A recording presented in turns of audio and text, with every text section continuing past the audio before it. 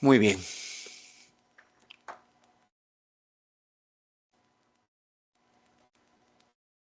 Muy bien, entonces sí están observando, ¿verdad, chicos? Lo que yo quiero es que me respondan, por favor, cuando yo haga alguna pregunta. ¿Ya, hijitos?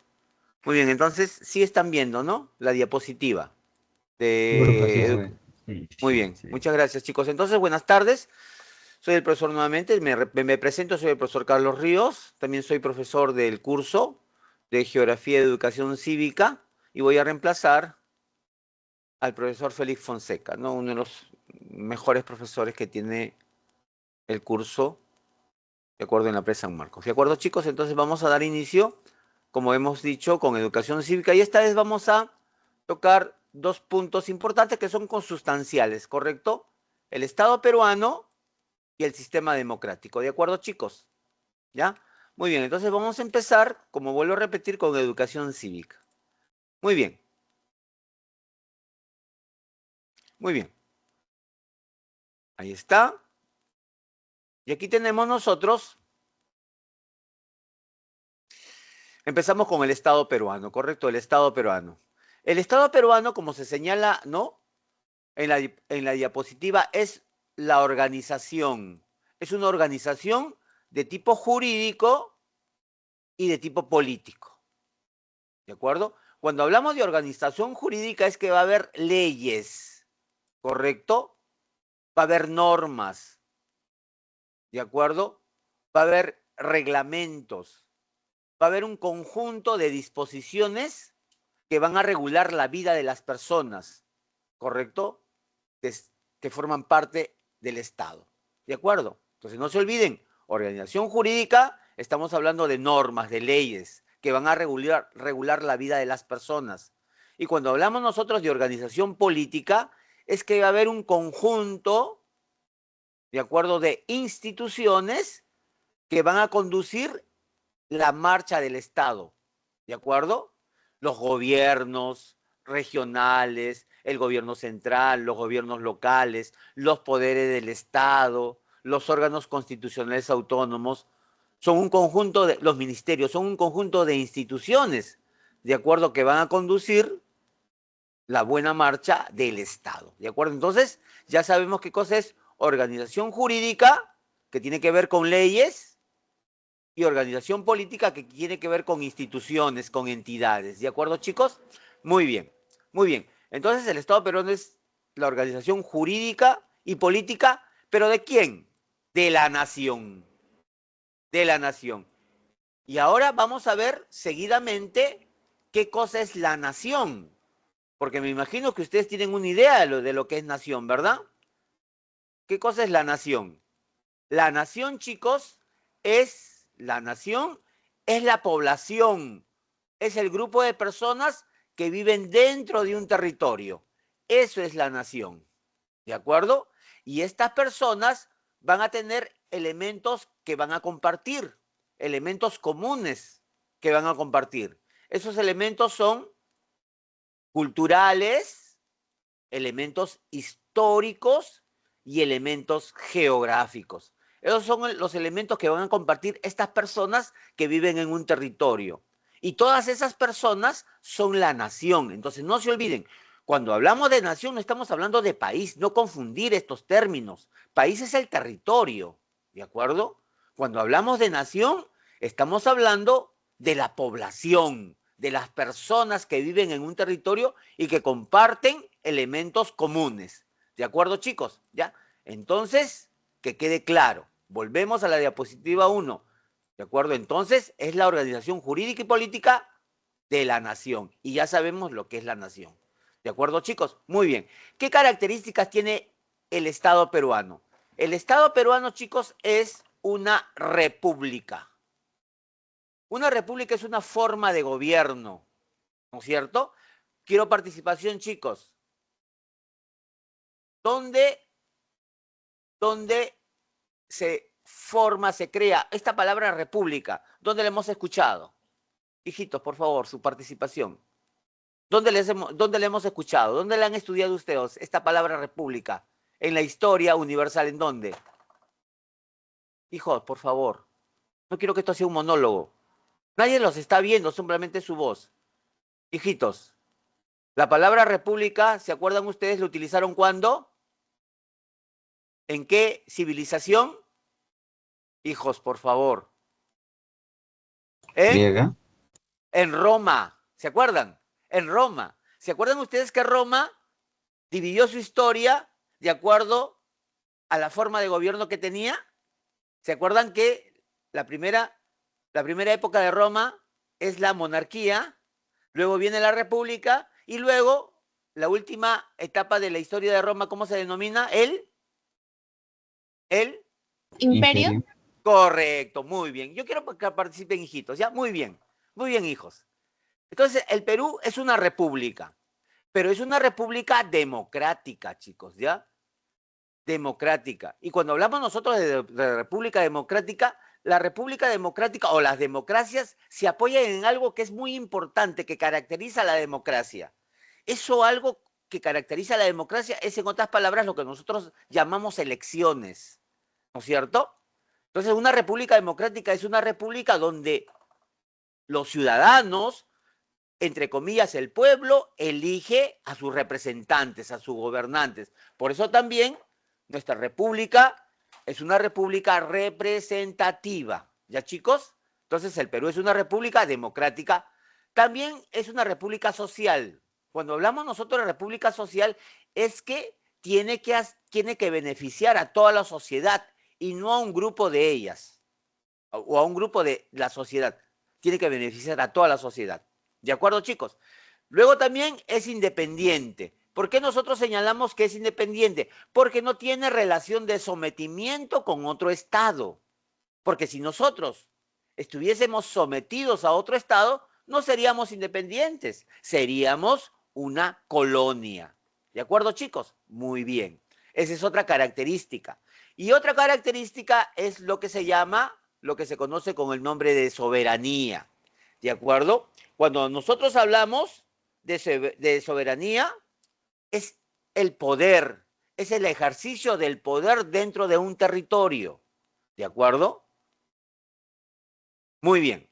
Ahora, el Estado es uno e indivisible. ¿Qué quiere decir uno e indivisible? Que el Estado es uno solo, que no se puede dividir. ¿De acuerdo? Que no se puede dividir. Por eso nuestro Estado es un Estado unitario. ¿De acuerdo? Una república unitaria, que es lo contrario a un Estado federal, a una república federal, como por ejemplo los Estados Unidos, que se compone de varias entidades, de varios estados, ¿de acuerdo? Que juran respetar una constitución, pero cada estado, ¿de acuerdo? Cada estado tiene sus leyes particulares, ¿de acuerdo? Como es el caso de Estados Unidos. Por eso en Estados Unidos ustedes saben que hay estados donde hay pena de muerte y hay estados que no tienen pena de muerte. ¿En el Perú ocurre eso? En el Perú puede haber que en una región hay pena de muerte y en otra región no hay pena de muerte. No, ¿de acuerdo? Por eso, porque nuestro país, perdón, nuestra república es un estado unitario. Entonces el estado es uno e indivisible, no se puede dividir, ¿de acuerdo? El poder emana del pueblo, ¿no? Que lo realiza mediante la participación, ¿no es cierto?, del pueblo, mediante mecanismos. ¿Recuerdan ustedes los mecanismos de participación ciudadana, los mecanismos de control ciudadano? ¿Recuerdan ustedes en esa clase? ¿No? A ver, pregunto yo. Si hay en su distrito de ustedes un alcalde que está haciendo las cosas mal, y ustedes saben que el alcalde, su periodo de gobierno es 4 años, en su segundo periodo, en su segundo año de gobierno o en su tercer año de gobierno está el distrito hasta las patas. Entonces nosotros nos quedamos cruzados de brazos y hay que esperar que termine su gobierno para que haya nuevas elecciones y lo cambiemos, o podemos buscar también el cambio de este. ¿Sí o no? ¿Se puede buscar el cambio del alcalde? Sí. Sí. ¿Cómo se llama ese mecanismo? ¿Cómo se llama ese mecanismo? ¿Revocatoria? Correcto, muy bien. Se llama revocatoria. Y la revocatoria, como ustedes saben, ¿no es cierto?, se aplica a autoridades elegidas por votación popular, la revocatoria. Pero para llevar a cabo la revocatoria, tengo que reunir una cantidad de firmas de ciudadanos. ¿Qué porcentaje de firmas? ¿Qué ¿El porcentaje? 10%? El 25%. ¿De acuerdo? El 25%, ¿ya? Muy bien. Así participen, por favor. Ya, porque me da de repente pie a aclarar algunas cosas que de repente no pueden estar, ¿no? De repente se han olvidado o de repente desconocen. ¿De acuerdo, chicos? Muy bien. Entonces el poder emana del pueblo, ¿correcto? Y acá, esto es importante porque me va a dar pie a hacer algunas preguntas que tienen que ver con garantías constitucionales. La Constitución prevalece sobre toda norma legal. La ley sobre toda norma de menor jerarquía. Y así sucesivamente. Pregunto, chicos, participen. El Congreso saca una ley, aprueba una ley, y esta ley contradice la Constitución política del Perú. El Congreso saca una ley, una norma que a la letra, ¿de acuerdo?, contradice un artículo de la Constitución. ¿Qué garantía constitucional se puede presentar para declarar sin efecto esta ley? ¿Qué garantía, chicos? Inconstitucional. Correcto, correcto, correcto. Acción de inconstitucionalidad. Correcto, muy bien. Y la acción de inconstitucionalidad se presenta, procede cuando una norma de mayor jerarquía con rango de ley, ¿de acuerdo?, contradice a la Constitución. ¿De acuerdo? Se presenta la acción de inconstitucionalidad. ¿Y a dónde se presenta esta garantía constitucional? ¿A qué organismo? Se presenta al Ejecutivo, se presenta al Poder Judicial, se presenta al Jurado Nacional de Elecciones, se presenta al Tribunal Constitucional, se presenta a la Defensoría del Pueblo. ¿A dónde se presenta esta garantía constitucional llamada? Al Tribunal Constitucional. Correcto, al Tribunal Constitucional. Perfecto, muy bien. Ahora, ¿qué pasa si hay una norma de menor jerarquía? Norma de menor jerarquía. Que contradice a una norma de mayor jerarquía, o sea, a una ley. ¿Qué garantía constitucional se presenta para dejar sin efecto esta norma de menor jerarquía? Acción popular. Acción de cumplimiento. Correcto, correcto. Acción popular. Muy bien. Se presenta la acción popular. ¿Y la acción popular a dónde se presenta? ¿A dónde se presenta esta acción popular? Al Poder Judicial. Correcto, muy bien. Solamente se presenta al Poder Judicial. Perfecto, correcto. Muy bien. Ahora, consustancialmente, chicos, ya, una pregunta que también tiene que ver, ¿no?, con esto que estamos hablando ahorita de garantías constitucionales. Ya saben ustedes que las garantías constitucionales son 6. Habeas corpus, habeas data, ¿no es cierto?, acción de amparo, acción de cumplimiento, acción popular y acción de inconstitucionalidad. ¿Correcto? Eso sí lo saben muy bien. Saben a dónde se presentan todo. Muy bien. Voy a hacerle una pregunta. ¿Ya? Yo soy un estudiante de medicina, ¿de acuerdo? Y estoy haciendo un estudio, una investigación, un trabajo sobre el COVID, ¿de acuerdo? Y quiero información, necesito información. Quiero recabar información. Voy al Hospital 2 de Mayo y pido información al Hospital 2 de Mayo sobre el COVID. Quiero saber cuántas personas fueron atendidas por el COVID en el Hospital 2 de Mayo, ¿de acuerdo? Quiero saber cuántas de todas estas personas fallecieron, cuántas estuvieron en cama UCI, cuántas mujeres fueron, cuántos varones fueron, qué edades tuvieron las personas atendidas que tuvieron COVID. O sea, quiero información general. Para yo recibir esta información general, ¿puedo presentar el habeas data? Hijos, estoy preguntando. Me parece que sí. Ya, muy bien. Hay una opinión que dice que sí. ¿Hay otra opinión? Pues, ¿hay alguien que piensa que no? Porque estoy pidiendo información, ¿ah? Muy bien. Creo que no. Ya, muy bien. La última instancia. ¿Qué quiere decir? Es lo último que puedo yo recurrir para hacer valer un derecho. Muy bien. Si yo quiero esa información sobre el COVID que me tiene que dar el Hospital 2 de Mayo, ¿de acuerdo?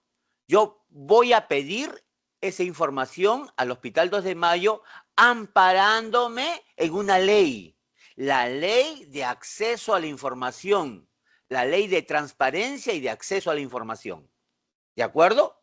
Entonces, yo estoy haciendo un estudio sobre el COVID y presento una solicitud.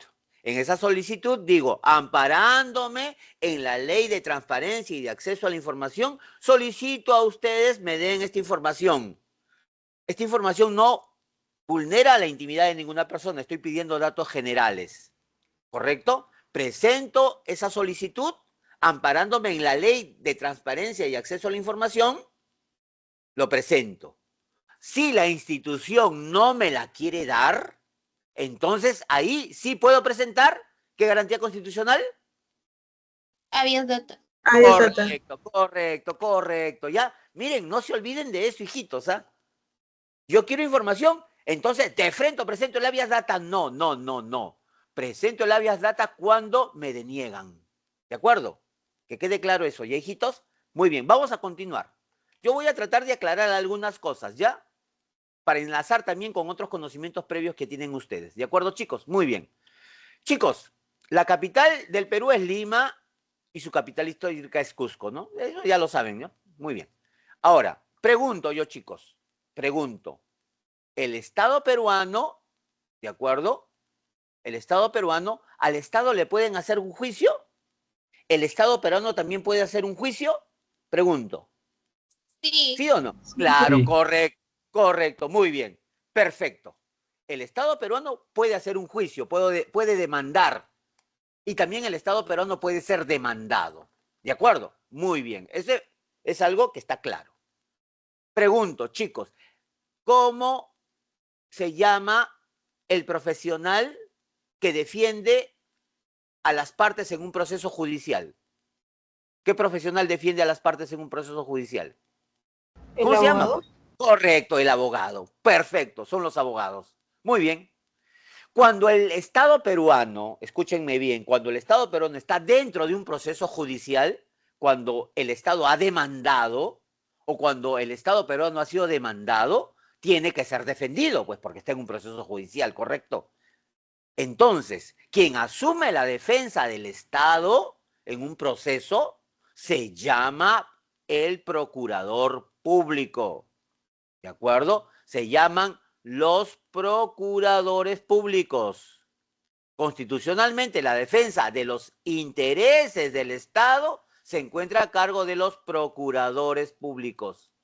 No se olviden de ese cargo, procuradores públicos.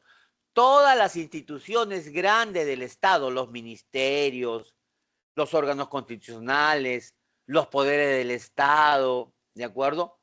Las entidades públicas tienen un procurador público que los defiende, ¿correcto? Vamos a poner un caso. El Ministerio de Transportes y Comunicaciones hace un contrato con una empresa para que haga una carretera, ¿de acuerdo? Y la empresa incumple. Entonces, ¿qué es lo que va a hacer el ministerio? ¿Se va a quedar de brazos cruzados o lo va a tener que demandar a la empresa? Pregunto, chicos, respóndanme pues. ¿La va a? Demanda. Correcto, muy bien, la va a demandar. Y se va a iniciar un proceso. Entonces, en ese proceso, el Estado tiene que tener a alguien que lo defienda. No lo va a defender el ministro, pues, ¿no es cierto? No lo va a defender el viceministro. Quien va a defender al ministerio que forma parte del Estado peruano es el procurador público. Y por eso yo les digo, los procuradores están en todas las instituciones y en todas las entidades del Estado. ¿Ya, chicos? Muy bien, continuamos. Otro deber del Estado es defender la soberanía nacional. Y la soberanía nacional, como les dije hace un momento, es el ejercicio de la autoridad dentro de un territorio. Ejercer la autoridad por medio inclusive de la fuerza. Por eso existen la Policía Nacional y las Fuerzas Armadas, ¿de acuerdo? Muy bien. Defender el suelo patrio, la soberanía nacional, el territorio nacional. Otra cosa, garantizar la plena vigencia de los derechos humanos. Primera clase, segunda clase. Educación cívica. Chicos, cuando en el territorio de un Estado se violan los derechos humanos de una persona o de las personas, ¿quién es el responsable? ¿Quién se hace responsable de la violación de esos derechos? El Estado peruano. El Estado peruano. Perfecto, perfecto. El Estado peruano. Muy bien. Vamos a poner un ejemplo, chicos. Escúchenme bien, por favor, escúchenme bien. Yo soy un ciudadano que he estado caminando por la calle y resulta que en ese momento hay un asalto, un atraco. Yo estoy caminando circunstancialmente, viene la policía y me captura como sospechoso. Me llevan a la comisaría, me torturan de una manera bastante fea, me dejan paralítico, ¿correcto?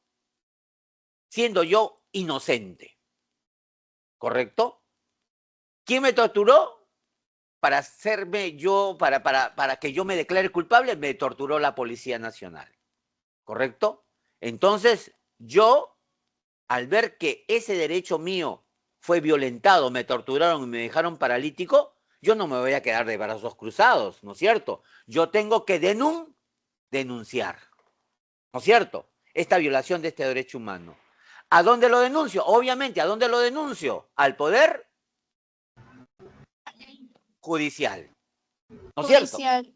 Muy bien, muy bien. Entonces yo voy al Poder Judicial y denuncio. Y en primera instancia el Poder Judicial no me da la razón. Yo apelo. En segunda instancia tampoco no me da la razón. Apelo. Y en tercera instancia también no me da la razón. Y yo considero que está mal, que a mí me violaron mi derecho humano, me dejaron paralítico por la tortura que hicieron la Policía Nacional que forma parte del Estado. Entonces, ¿yo qué hago? Bueno, pues no encontré justicia. ¿Qué hago? ¿Me quedo, como digo nuevamente, de brazos cruzados? ¿A dónde puedo acudir? A la Al Corte tribunal. Suprema. La Corte Suprema me dijo que no. ¿A dónde puedo La, acudir? ¿A dónde? ¿Puedo la acudir? Convención de Derechos Humanos. Claro, puedo acudir a lo que se conoce con el nombre de Pacto de San José. San San José. José. Correcto, el Pacto de San José. Y el Pacto de San José, ¿no es cierto? Es la convención, su nombre es Convención Americana de Derechos Humanos. Muy bien, chicos, miren, cuando en un Estado, en el territorio de un Estado, se viola los derechos humanos, la persona a que se le ha violado los derechos humanos tiene que demandarla. Primero, ante los organismos internos, el Poder Judicial. Si no encuentra justicia internamente, no encontró justicia, entonces puede recurrir ¿a dónde? A San José, que es el Tratado Internacional de Derechos Humanos que el Perú ha firmado. ¿Correcto? Muy bien, entonces yo, paralítico, denuncio al Estado peruano ante el Pacto de San José. Pero recuerden ustedes que San José tiene dos organismos, recuerdan, ¿verdad? Tiene a la Corte y tiene a la La Comisión, ¿verdad? Corte. Muy bien, correcto, muy bien. Entonces, yo quiero recurrir a San José, pero ¿a cuál de las dos organismos recurro primero? ¿A dónde toco la puerta? ¿A la Corte o a la Comisión? A la Comisión. Correcto, Comisión. muy bien. A la Comisión, perfecto, esa es la Comisión. Mi denuncia va a ser A recibida la por la Corte. Comisión. Miren, mi denuncia va a ser recibida por la Comisión.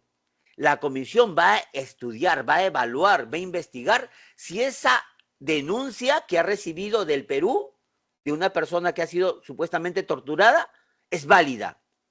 Hay evidencias que sí se ha cometido violación de derechos humanos. Ellos investigan y emiten un informe. Ese informe dice, sí, es cierto, en el Perú a este señor le violaron los derechos humanos. Entonces, cuando la comisión acepta, de acuerdo, este informe, lo evalúa y señala que sí, hay indicios razonables que ha habido violación de derechos humanos, entonces, este caso pasa ¿a dónde? A la otra instancia. ¿Cómo se A la llama? Corte. A la Corte. Y ahí va a haber un proceso judicial. ¿De acuerdo? Va a haber abogados que me van a defender a mí porque me violaron mis derechos humanos y también va a haber abogados que van a defender al Estado peruano. ¿Cómo se llaman esos abogados que van a defender al Estado peruano? Procuradores. Correcto.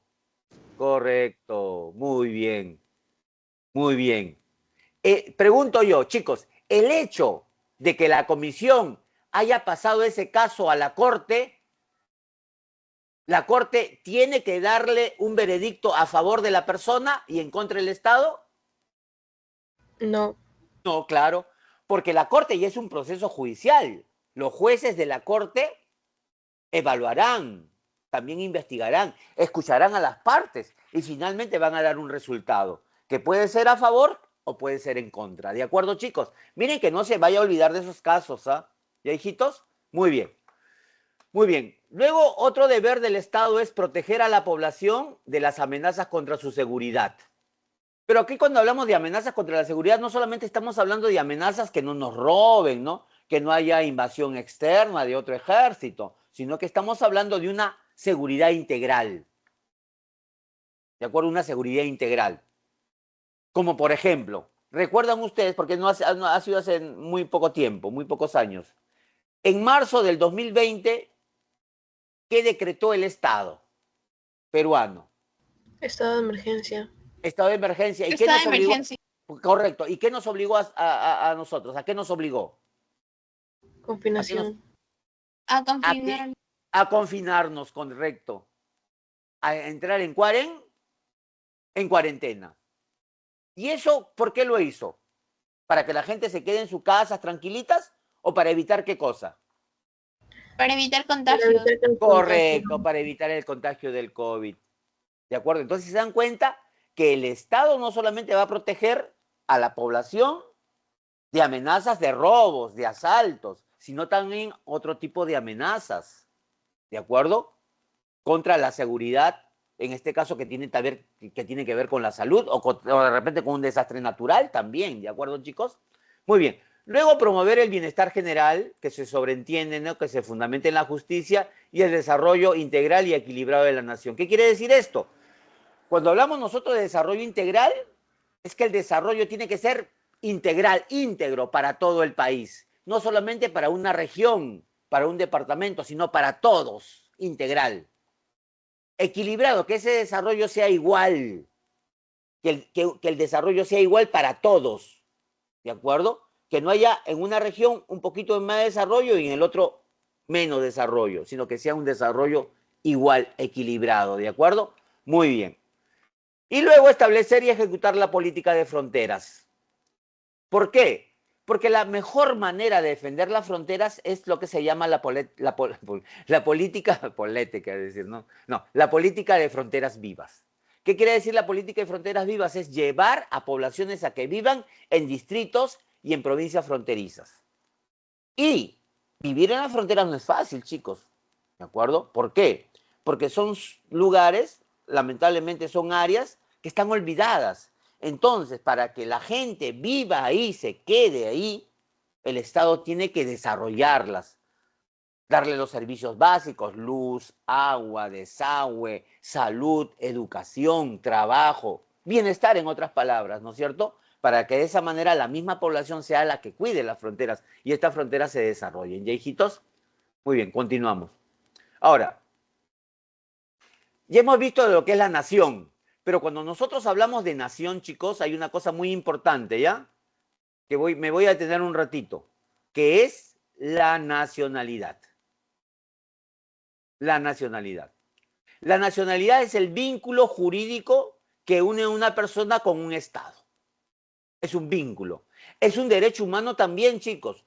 Todas las personas tienen que tener nacionalidad. ¿De acuerdo? Tienen que tener nacionalidad. Y este vínculo le va a permitir varias cosas a la persona. Obviamente, no pertenecer a un Estado. Ser peruano, ser argentino, ser mexicano, ser estadounidense, español, francés, chino, japonés, australiano, qué sé yo. Pertenecer a este grupo. Identificarse con este grupo, con esta nacionalidad. ¿De acuerdo? Recibir protección del Estado, obviamente. Si yo soy peruano, el Estado tiene que protegerme porque yo soy peruano. ¿De acuerdo? Ejercer sus derechos de acuerdo a las normas jurídicas del Estado. O sea, yo tengo que ejercer mis derechos según las leyes, las normas, la constitución del Estado a cual pertenezco. ¿De acuerdo? Y luego acceder a la protección diplomática. ¿De acuerdo? Que cuando una persona, supongamos, yo soy peruano y de repente estoy radicando, vamos a suponer, ¿no? En Italia y probablemente ocurre algo grave contra mi persona, entonces, ¿quién me va a ayudar si yo estoy solo allá? Me va a ayudar la embajada, me va a ayudar el consulado. Entonces, ellos me van a ayudar, ¿no es cierto?, para que de una manera yo solucione el problema que de repente tengo. ¿De acuerdo, chicos? Muy bien. Ahora pasamos a la nacionalidad. ¿Qué tipo de nacionalidad hay, chicos? Que esto es importante y por favor, todos atentos, ¿ya? Todos atentos, hijitos. La nacionalidad peruana. La nacionalidad peruana se puede obtener de 3 maneras. De nacimiento, por naturalización y por opción. Ya, miren, todos atentos, chicos, ya, por favor, voy a tomar un poquito de agua.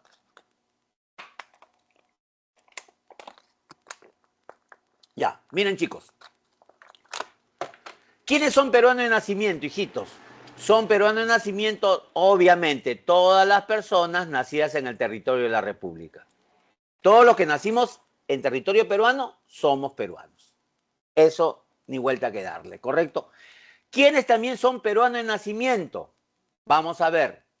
Los menores de edad en estado de abandono, que residen en el territorio peruano y de padres desconocidos.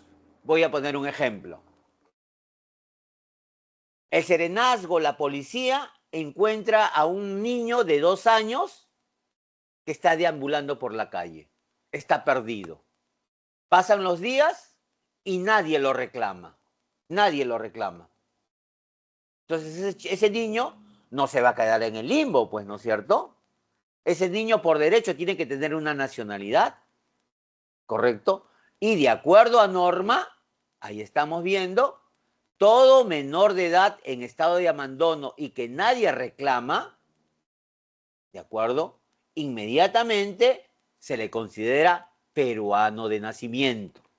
¿De acuerdo? Se le considera peruano de nacimiento. Ya, miren, no se olviden de eso, ¿ah? Listo.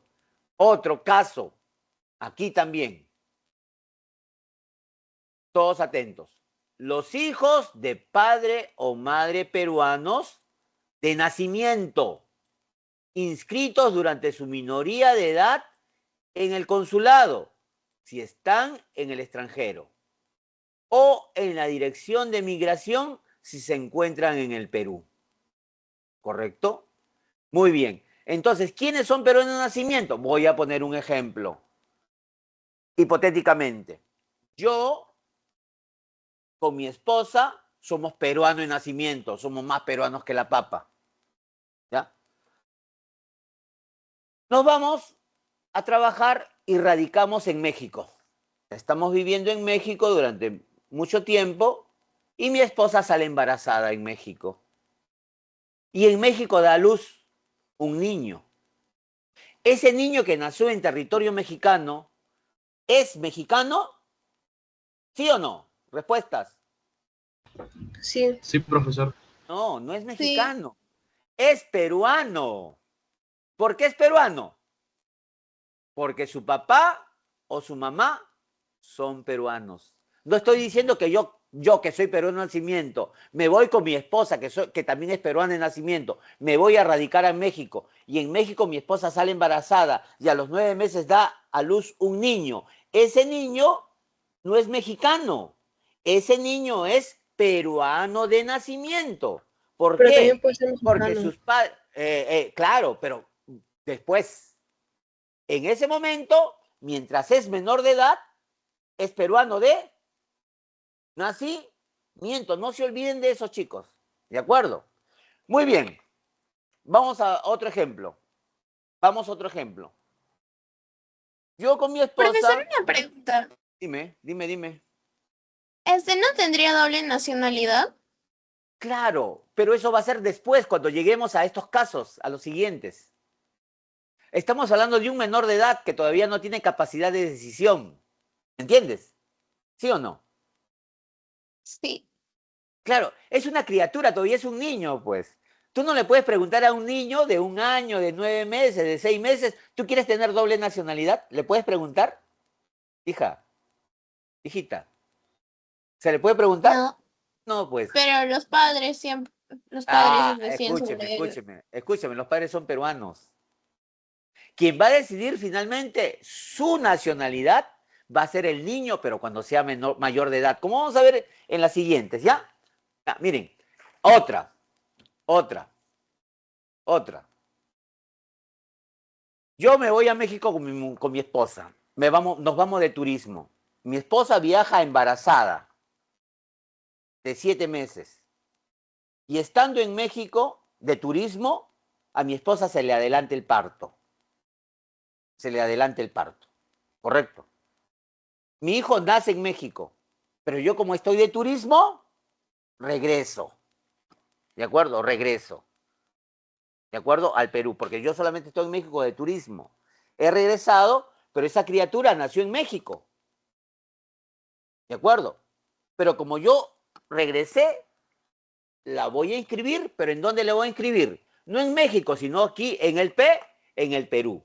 ¿De acuerdo? Por eso aquí dice, nuevamente repito, ¿quiénes son peruanos de nacimiento? Los hijos de padre o madre peruanos de nacimiento inscritos durante su minoría de edad en el consulado, si están en el extranjero, o en la dirección de migraciones si se encuentran en el Perú.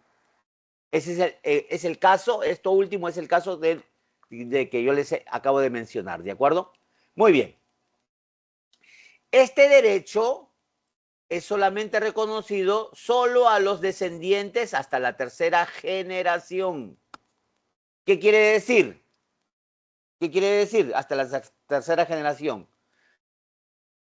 Sí, sí, yo soy peruano de nacimiento, radico en México, tengo un hijo, ese hijo es segunda generación, ¿de acuerdo? Si ese hijo que es peruano de nacimiento tiene un hijo también en México, ese hijo es tercera generación. Ahí nomás se termina. ¿Por qué? Porque si ese nieto mío que nació en México, que también es peruano de nacimiento, tiene un hijo en México, ese hijo de mi nieto, que vendría a ser mi bisnieto, ¿es peruano de nacimiento? No, no. Solamente es hasta tercera generación. Yo soy primera generación peruano que nació aquí en el Perú, ¿de acuerdo? Mi hijo, que es peruano de nacimiento, pero que nació en México. También es peruano de nacimiento mi nieto, pero mi bisnieto ya no es peruano de nacimiento. ¿De acuerdo, chicos? Ya, por eso no es sencillo esto. No es sencillo esto. Puede venir una pregunta. ¿De acuerdo? Muy bien, ahora pasamos a las dos que vienen. A ver, si hay una mano levantada. Me gustaría que pregunten por vos. Ah, Por vos. profesor, una pregunta. Dime. Y si, digamos, o sea, usted habló que el bisnieto, desde el bisabuelo, pero desde el padre que tiene la nacionalidad peruana, Soy primera generación, pues. Yo ahí soy sería. primera generación. Ujú. Yo soy peruano de nacimiento, viajo a México. Tengo un hijo. Yo soy primera generación y mi hijo es segunda generación. Mi hijo tiene un hijo que también nace en México. Él también es peruano de nacimiento. ¿Correcto? ¿Correcto? Y él vendría a ser mi nieto, Sí, que vendría a ser la tercera generación. ¿De acuerdo? Pero, él también es peruano. claro, él también O es sea, peruano, correcto. peruano Él, y... claro, también es peruano de nacimiento. Habiendo nacido en territorio extranjero, ¿ah? Porque sus padres son peruanos de nacimiento. Pero ya, si ese nieto mío tiene un hijo que vendría a ser mi bisnieto, ese bisnieto ya no es peruano de nacimiento, porque ese derecho Ni termina en siquiera la por su tercera padre. generación, ni siquiera por su padre, porque la ley es Ah, así, ya. Ok. la ley es así, Gracias. ¿ya? Listo, ya. Ahora vamos a la nacionalidad peruana por naturalización. ¿Quiénes son peruanos por naturalización? Las personas extranjeras que cumplen con los siguientes requisitos. Ser mayores de 18 años de edad. Un menor de edad no puede todavía tener ese derecho, ¿ya? ser mayor de 18 años de edad. Residir legalmente 2 años consecutivos en el país. Es otro requisito, ¿ah? Es otro requisito. O sea, si yo vivo, pregunto yo, si yo vivo ilegalmente en el país 5 años, ¿puedo pedir ser peruano por naturalización? Chicos, No. no, pues, porque tengo que estar legalmente. Ilegalmente no. Tengo que estar legalmente. Tengo que tener lo que se dice residencia. ¿Y la residencia quién me la da? Me la da el Estado donde yo estoy viviendo, ¿de acuerdo? Muy bien. Otro, ejercer regularmente una actividad económica, o sea, trabajar, pues. Trabajar. Carecer de antecedentes penales y judiciales. ¿De acuerdo? O sea, si yo he cometido un delito, he estado en la cárcel, soy extranjero y quiero ser peruano por naturalización, no me lo van a dar, pues, porque tengo antecedentes penales y judiciales, ¿de acuerdo? Muy bien. Demostrar solvencia económica para vivir independientemente es otro requisito que se suma al resto, ¿de acuerdo? Y también hay una cosa importante, miren chicos, ¿ah? También se le confiere la nacionalidad por naturalización a los extranjeros residentes en el país que por servicios distinguidos le conceden este honor. ¿Qué quiere decir? Voy a poner un ejemplo. Chicos, yo soy un ciudadano extranjero, ¿correcto? Que estoy aquí residiendo, ¿de acuerdo? Legalmente en territorio peruano. Y de repente estoy caminando por la calle y ocurre un incendio. Y en el tercer piso de una casa se está incendiando. Entonces hay unos niños y unos ancianos que están pidiendo auxilio. Entonces yo voy y los rescato. Rescato a los ancianos y rescato a los niños. ¿De acuerdo? Lo que yo he hecho es una acción heroica, un servicio distinguido a la nación. He salvado exponiendo mi vida a 5 personas. Entonces, por esa acción heroica, por ese servicio distinguido, ¿ya chicos? El Estado peruano me concede la nacionalidad por naturalización. ¿De acuerdo? Por naturalización. Ya, no se olviden de eso. ¿Correcto? ¿Ya? O de repente también el Estado necesita, ¿no? Necesita naturalizar a alguien, como por ejemplo, vamos a suponer que la selección peruana de fútbol necesita un arquero y no hay un arquero, pero hay un arquero de nacionalidad colombiana, ¿no? Que vive legalmente en el Perú 5 años. Entonces, ante esa situación, digamos, excepcional, el Estado peruano lo puede naturalizar, ¿de acuerdo? Para que sirva a la selección peruana de fútbol. Eso ha pasado varias veces con varios jugadores que han sido nacionalizados peruanos. Son peruanos por naturalización. ¿Ya, chicos? Muy bien. Y finalmente la nacionalidad peruana se obtiene por opción. Opción. Miren, ¿ah? ¿Quién puede ejercer este derecho? Los nacidos fuera del país, hijos de padres extranjeros que residen desde los 5 años hasta cumplir la mayoría de edad. ¿De acuerdo? Y estos manifiesten su voluntad de ser peruanos. ¿Qué quiere decir? Que una pareja de extranjeros vino con sus hijos menores de edad. Vino una pareja de ciudadanos extranjeros a vivir en el Perú. Ellos siguen siendo extranjeros. En ningún momento buscaron nacionalizarse. Simplemente vivían aquí en el Perú, tenían residencia, pero no buscaron nacionalizarse. Pero cuando llegaron al Perú, vinieron con su hijo que tenía 5 años. Pasaron 13 años y el niño ya es mayor de edad. Entonces, cuando ya tiene mayoría de edad, el chico le gusta vivir en el Perú, se identifica con el Perú, entonces él, ya mayor de edad, puede ejercer ese derecho. Iniciar los trámites para ser peruano por opción. ¿De acuerdo? Eso se llama peruano por opción. ¿De acuerdo? Muy bien. Luego, ¿quiénes también pueden ser peruanos por opción? Los extranjeros unidos en matrimonio con peruano o peruana, residentes por lo menos 2 años. Yo soy extranjero, vivo en el Perú legalmente 3 años, me enamoro de una dama peruana, le propongo matrimonio y me caso con ella. Desde el momento en que yo me caso con esa ciudadana peruana, yo automáticamente me convierto en peruano por opción. ¿De acuerdo, chicos? Muy bien. Ahora, ¿qué es lo que pasa si la señora peruana fallece? O sea, si yo enviudo. O de repente se acabó el amor, me divorcio. ¿Mi nacionalidad se pierde?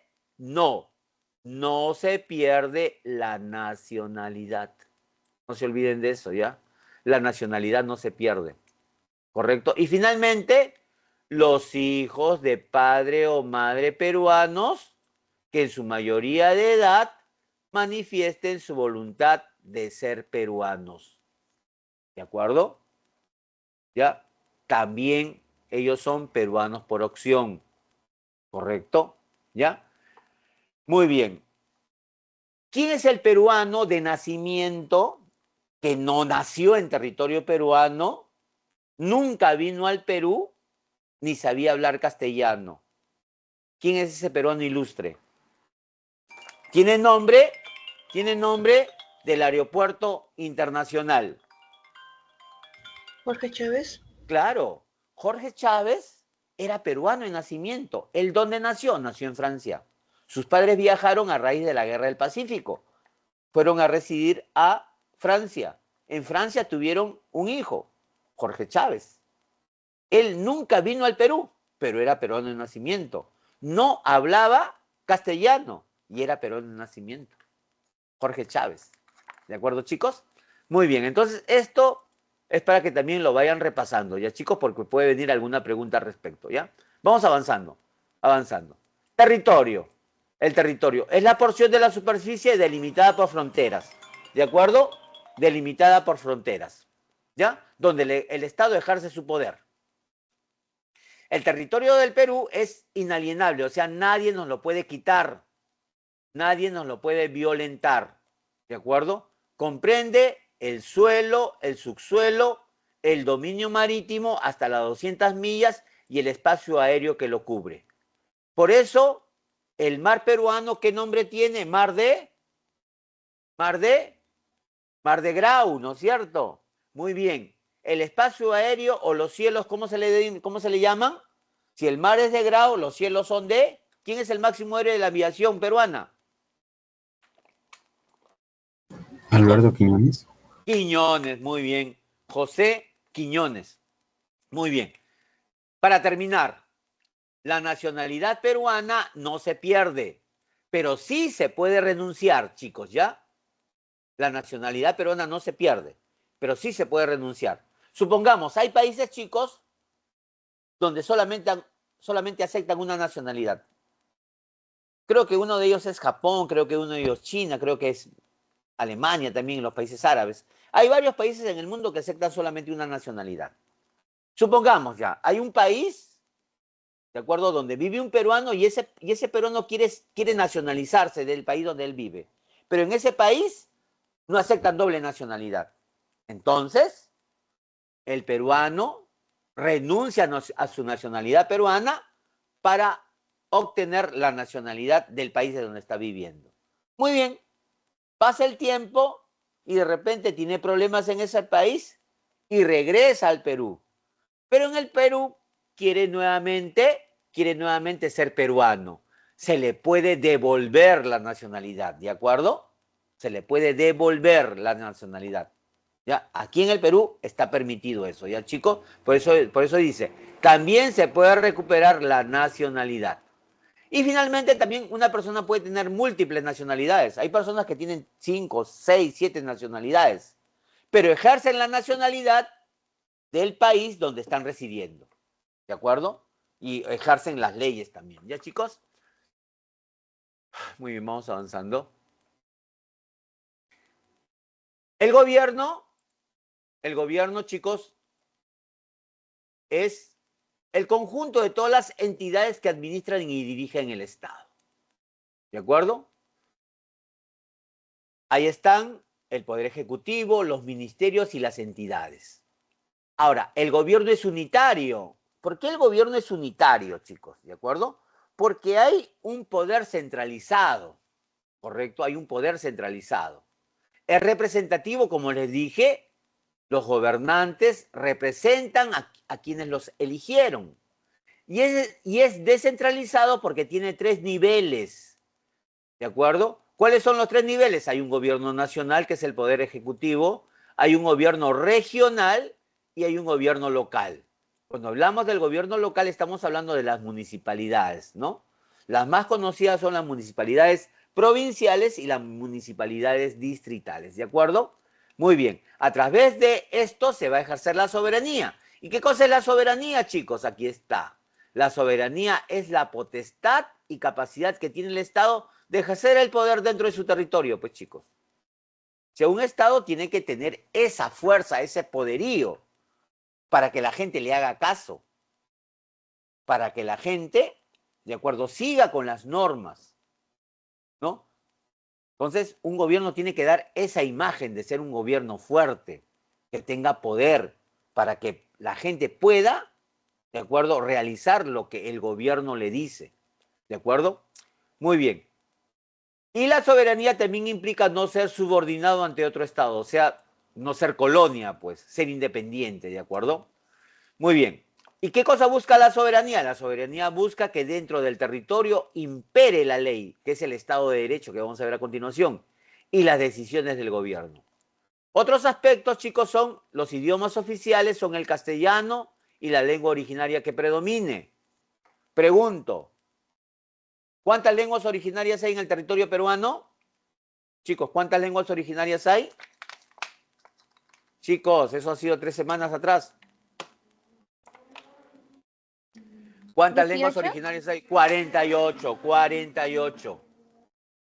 4 lenguas originarias las encontramos en la sierra y 44 en la selva, ¿de acuerdo? Perfecto. ¿Y qué cosas son los pueblos originarios, hijitos? Hijos míos, ¿qué cosas son los pueblos originarios? Los pueblos Antes de, originarios... ¿Ah? Antes de la de Dígame. los llegada de españoles. españoles, Ah, pueblos originarios son aquellas comunidades, ya, miren, escuchen bien, son aquellas comunidades que existen antes del surgimiento del Estado, ¿de acuerdo? Del Estado moderno, del Estado-nación que nosotros estamos estudiando. Chicos, ¿dónde dice que el Perú es una república? ¿Dónde dice que el Perú es una nación? ¿En qué documento? En En la la Constitución. Constitución. Correcto, perfecto, en la Constitución Política, perfecto. ¿Y de qué año es la primera Constitución Política? De De- 1993. no, la primera. 1823. Correcto, 1823-1824. Los pueblos originarios son pueblos que han existido antes de la formación del Estado peruano, ¿correcto? Y están divididos en comunidades nativas y en comunidades campesinas. ¿De acuerdo? Muy bien, muy bien. Por eso yo le decía, si los idiomas oficiales son el castellano y la lengua originaria, en Puno, ¿cuáles son los idiomas oficiales? Uno, el castellano, obvio. ¿Y cuál es el otro idioma oficial en Puno? El, quechua, no, el ay, aymara, el aymara, correcto, correcto. El quechua es en Cusco, el quechua es en Apurímac, el quechua es en Ayacucho, el quechua es en Huancavelica. ¿De acuerdo, chicos? ¿Ya? Muy bien. A ver, ¿cuál es el idioma oficial de la provincia de Satipo en el departamento de Junín, Selva Alta? ¿Cuál es? Aninca. El Achaninca, correcto, muy bien, te felicito, el Achaninca. En la provincia de Condorcanqui, en el departamento de Amazonas, ¿cuáles son las lenguas oficiales? El Aguajún. castellano, correcto, el aguajún, perfecto. Muy bien. El Estado se organiza según el principio de separación de poderes, los 3 poderes, legislativo, ejecutivo y judicial. Pregunto, ¿quién es el clásico, el filósofo clásico que planteó esto, de que el poder debería estar descentralizado, separado en 3 poderes? ¿Cómo se llama ese personaje clásico europeo? del siglo XVIII, del siglo de los años 1700. ¿Cómo se llama? Empieza con M. Montesquieu. Correcto, correcto, Montesquieu. Y los símbolos de la patria son la bandera, el escudo y el himno nacional. Muy bien, muy bien. Y ahora pasamos a la estructura del Estado peruano. Chicos, ya en las clases que vienen, en educación cívica, la clase que viene, la semana 12, van a estudiar el poder legislativo. En la semana 13, el poder ejecutivo. En la semana 14, el poder judicial. ¿Correcto? Y aquí está el poder legislativo y su estructura, ¿no? Está estructurado de esta manera. El poder legislativo está estructurado de esta manera. Y el poder judicial está estructurado de esta manera. ¿Correcto? En la semana 15, 16 y 17 van a estudiar a los órganos constitucionales autónomos, que los vamos a dividir en en 3 grupos. Este es el primer grupo. Ah, no, está acá. Está, ya. Este es el grupo. Este es un grupo. Luego está este grupo. Y luego este grupo. Este sería la semana 15. Esta es la semana 16. Y esta es la semana 17 que van a estudiar. ¿De acuerdo? ¿Ya? Estos son los temas de las semanas 15, 16 y 17. ¿De acuerdo? Y esto lo van a estudiar en geografía. Y ahí está la estructura. Muy bien, ya para terminar educación cívica, pasamos a lo que es democracia y Estado de Derecho. ¿Correcto? Cuando hablamos de democracia es una forma de gobierno, pero también una organización del Estado. ¿Correcto? ¿Ya? Muy bien, muy bien. Ahora, ¿qué cosa es el Estado de Derecho, chicos? El Estado de Derecho es esto, simplemente es esto. Esto, el imperio de la ley. O sea que todos nosotros estamos sometidos a lo que señala la ley. Guste o no nos guste, la ley tiene que ser cumplida y respetada. ¿Por quién? Por todos. Por los gobernantes, por las autoridades, por los militares, por los policías, por los civiles, por todos. Ese es el Estado de Derecho. ¿De acuerdo? Respetar a la Constitución, de respetar a las leyes, respetar a las normas. Pero el Estado de Derecho tiene amenazas, ¿correcto? Se le transgrede al Estado de Derecho mediante actos, muchos de ellos delictivos. ¿Entre quiénes? Entre los que encontramos a la violencia, a la corrupción, a la rebelión o sedición. Esto es cuando un grupo se alza en armas contra el Estado. ¿De acuerdo? Muy bien. ¿Se acuerdan ustedes de la corrupción? ¿No es cierto? A ver, voy a poner un ejemplo de corrupción. Ustedes me dicen qué es. ¿Ya? Yo soy un funcionario público. Yo soy un trabajador de la municipalidad. ¿De acuerdo? Entonces, hay una persona que viene a hacer una gestión en la municipalidad. Y yo, para agilizarle esa gestión, para que le salga más rápido, le pido una cantidad de dinero para que esa gestión que está solicitando sea más rápida. Pregunto, ¿qué delito yo como funcionario público estoy cometiendo al pedir dinero para agilizar esa gestión, ese trámite? ¿Cómo se llama? Cohecho. Corrupción. Cohecho. Es corrupción. Pero, ¿qué tipo? Muy bien, cohecho. ¿Pero qué cohecho es? ¿Activo o pasivo? Activo. Pasivo. Activo. Pasivo. ¿De acuerdo? No se olviden, el cohecho es de 2 tipos, activo y pasivo. Cuando el funcionario público pide plata, se llama pasivo. Y cuando la persona que no es funcionaria pública, que ha ido a solicitar un servicio y le da dinero al funcionario público, él le ofrece, la persona, el civil, le ofrece al funcionario público dinero para que agilice su gestión. Eso es cohecho también obvio, pero cohecho activo. Ya, hay que repasar ese tema, creo que es la semana 4 o 5, creo, ¿no? Ya, hijitos, está bien, está bien. Gobierno usurpador. ¿Qué cosa es un gobierno usurpador? Es aquel gobierno que ha tomado el poder violentamente, o sea, ha habido un golpe de Estado, ¿de acuerdo? O por la imposición de la fuerza, produciéndose la destitución del gobernante titular, o sea, el presidente ha sido sacado del gobierno, ¿correcto? Pero también, ¿qué cosa es gobierno usurpador? También lo es cuando el funcionario, o sea, el presidente de la República, continúa en el cargo más allá del tiempo de su mandato, más allá del término de su mandato. Eso también es un gobierno usurpador. Pregunto, chicos, pregunto, a ver, ¿cómo están ustedes? ¿De acuerdo?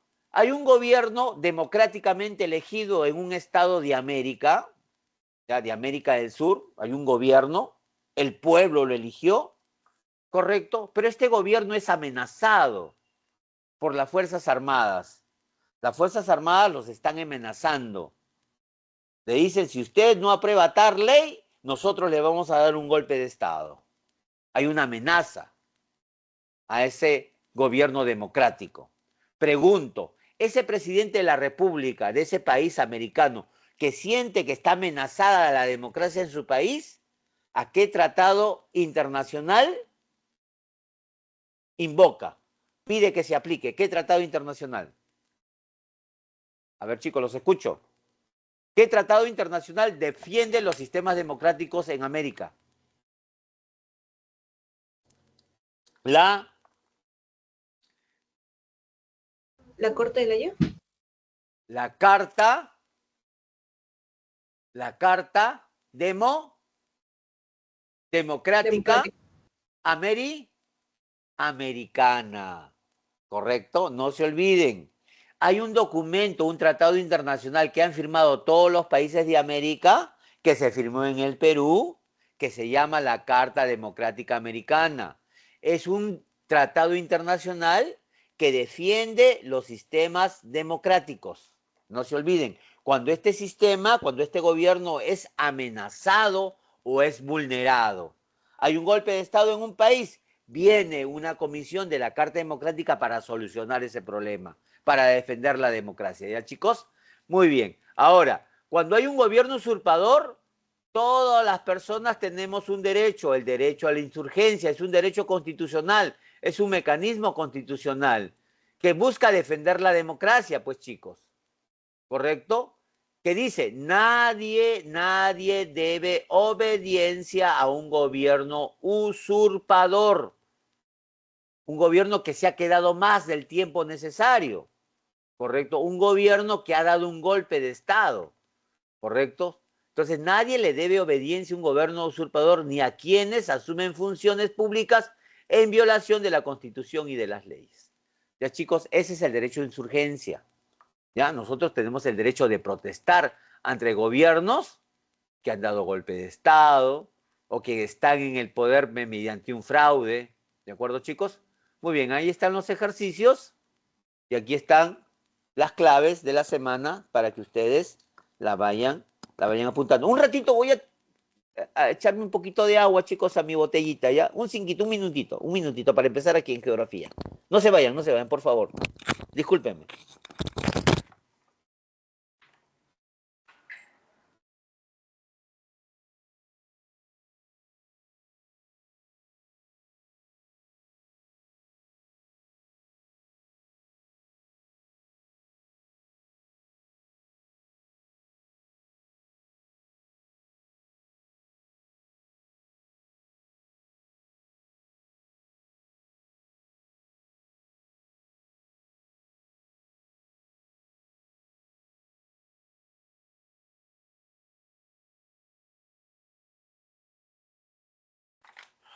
Bien, ya llegué, chicos, ya llegué.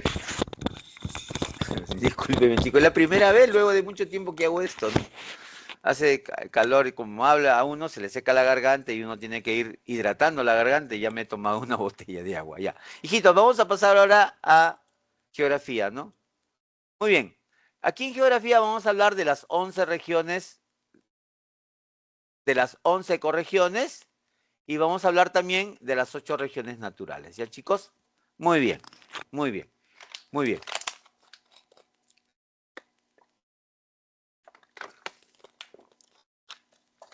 Bien, hijos.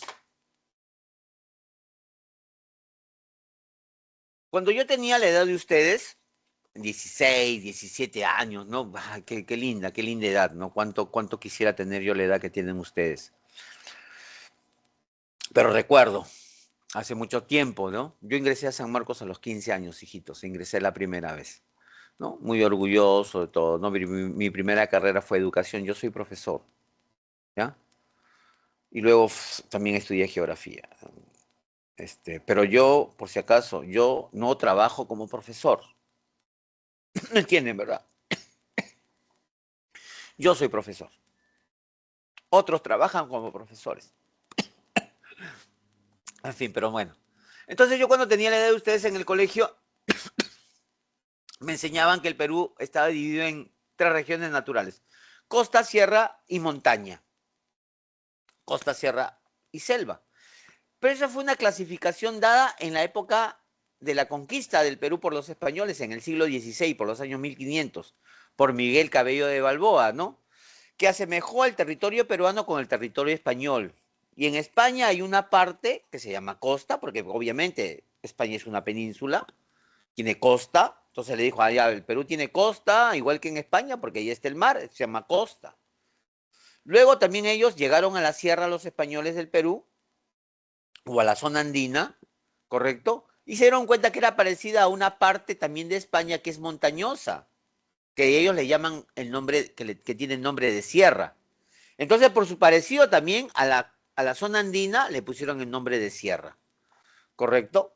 Y cuando conocieron lo que nosotros conocemos con el nombre de Amazonía, chicos, donde hay bosques, en España también había una parte de su territorio que era boscoso, pero ellos en España no la llamaban bosque, no la llamaban selva, la llamaban montaña, porque sinónimo de selva, ¿de acuerdo? Es montaña también, por si acaso, ¿ya, chicos? Es otro sinónimo, ¿de acuerdo? De lo que es bosque. Por eso, la palabra monte no solamente te indica una parte elevada de la superficie, sino también te indica un árbol, que es otro sinónimo, ¿de acuerdo? Monte también es árbol. Por eso seguramente, chicos, hijitos, por eso seguramente ustedes alguna vez habrán escuchado o de repente hasta han participado. Hay una danza de la zona central del Perú, de la zona de Cerro de Pasco, de la zona de Junín, que es una danza donde las parejas bailan en torno a un árbol. Hay una banda que toca música andina, vernacular, y ellos bailan en torno a un árbol. Luego se para la música y agarran una hacha o un machete y golpean el árbol. ¿Cómo se llama esa danza? Se llama Yunza. Yunza o corta, corta. Monte, cortamonte. Correcto, muy bien. Yunza o cortamonte, correcto. Porque sinónimo de árbol es monte. Ya no se vayan a olvidar de eso. Muy bien. Esa clasificación de costa, sierra y selva duró siglos.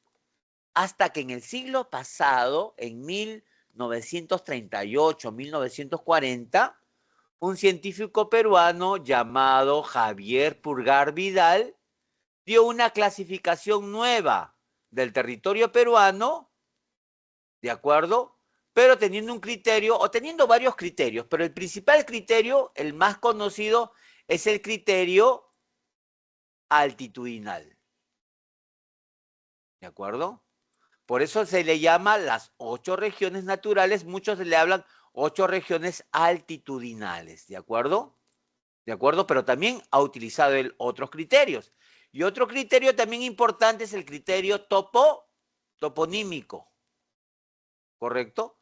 ¿Por qué? Porque la toponimia es la disciplina que estudia los nombres de los lugares relacionando el nombre de cada región con el nombre que le dio el poblador en la antigüedad. ¿De acuerdo? Muy bien.